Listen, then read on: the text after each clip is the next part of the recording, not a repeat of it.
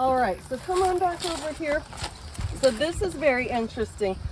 These are my arugula. Now you have seen me week after week harvesting from this arugula, and what I do is I cut it all the way to the base, and then it just bounces right back until it doesn't. So here we are, and these have been in the garden for almost 2 months now, and we've gotten several harvests from them, but they're not bouncing back anymore. So all we're gonna do is we're gonna pop these babies out, okay? And we're gonna start fresh with some new arugula seeds, because I don't know about you, but I cannot get enough arugula. So I'm just gonna set these babies over here to the side for the moment.